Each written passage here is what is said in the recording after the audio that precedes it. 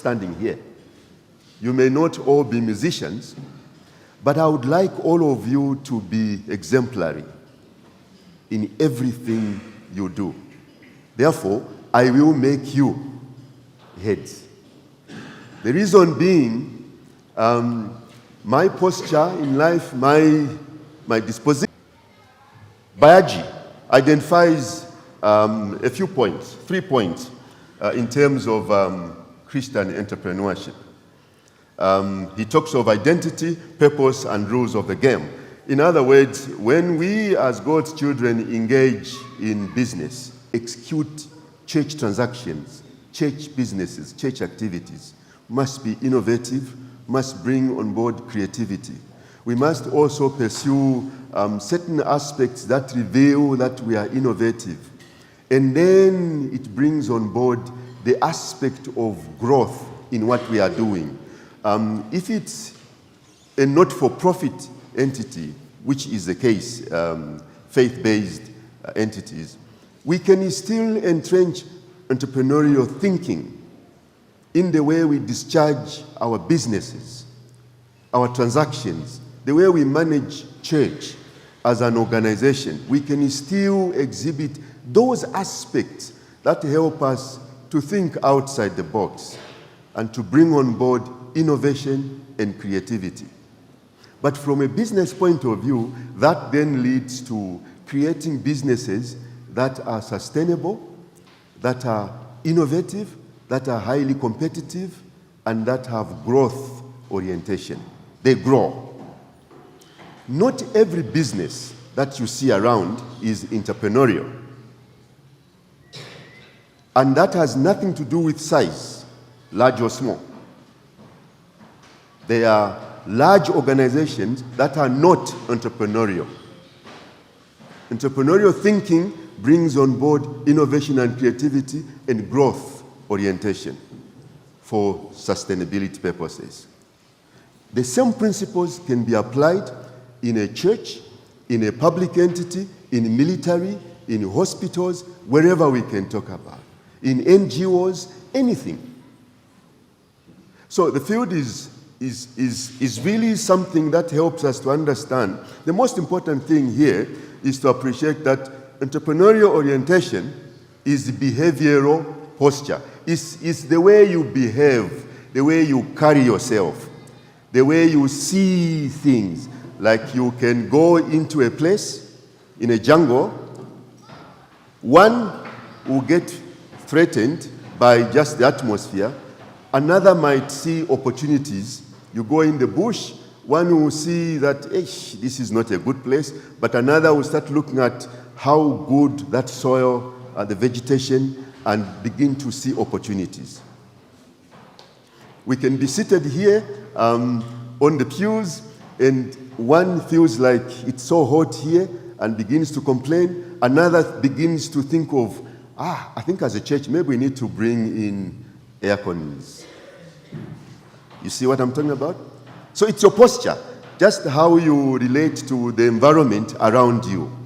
Because of that, it's not necessarily that everyone should be an entrepreneur in terms of running business. But it's expected that all of us as God's children, we must embrace the aspect of entrepreneurialism. Just how we carry ourselves, how we help the organizations where we work to make good decisions, and also how we help our church to make good decisions for the Lord's business. Here's something else that I would like us to look at. The parable that we find in Luke chapter 19, verse 13. Maybe let's read Luke 19, verse 13. Could you just beam it? What is it saying?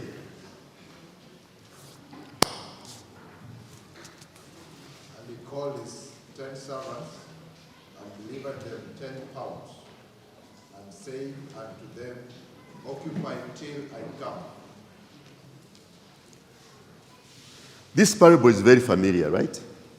So I don't want to dwell so much on this. I want us to have a few moments just for us to engage. Who is saying occupy until I come? The master. And what's the interpretation of this by Christ? So who are the servants? Let's just go straight to the detail of it. We are the servants. Who is the master? Jesus Christ, or God, is our master. So what injunction is he giving us? Occupy for a moment. Occupy until I come. The other versions are very straightforward. Do business until I come. But what business? It's to do with the fact that God placed us here on earth, and he placed a lot of things that can occupy us until he comes. And God wants us to then reveal him through our activities. As I was looking at this, here's what came to my mind. Actually, I have been so challenged by this text. And I realized that as God's children, we easily settle for less. God wants to take us to the mountaintop, just as you are somewhere there on some point before the top, you have arrived. Because now you can see the places very nicely, but God still wants to take you high up. But you have arrived. You don't want to go up there. Here is, I want you to read this text. This is from Ellen White. I just want you to read it, and let's reflect on this. This challenged me so much. The development of all our powers is the first duty we owe to God. The development of how many powers? All. And to our fellow men. You see, love God and love man.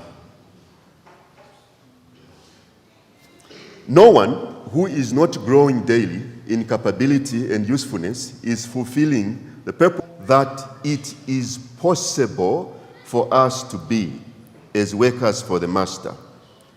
And we should cultivate every faculty to the highest degree of perfection, that we may do the greatest amount of good of which we are capable. It's from Christ's Object Lesson. I don't know how you get challenged with that, because the statement, I think, stretches us quite far. In making a profession of faith, which we are, what does Christ want us to do? We pledge ourselves to become all that is possible. I have heard some Christians that talk about the fact that, we don't need to gain so much here on earth. We are heaven bound. We have a lot of goodies awaiting us in heaven. So here, just make sure that you conform to some of these things. Come to church every Sabbath. Be committed to your work if you are an employee. And or husband and wife, just relate nicely. And pray a lot. Christ will soon come to take us home to a place where Christ has prepared a lot of goodies. No eye has seen, no ear has heard. I mean, that's a profound promise. We are looking forward to gaining those aspects. We don't even know how beautiful those things are. But we can, and this is the thinking that some of us have embraced. Because of this, most of us have taken a posture or the thinking that actually, when you see someone who is wealth, you almost all the time would conclude,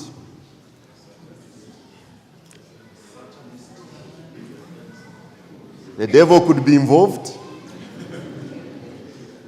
some deals, corruption, those kinds of things.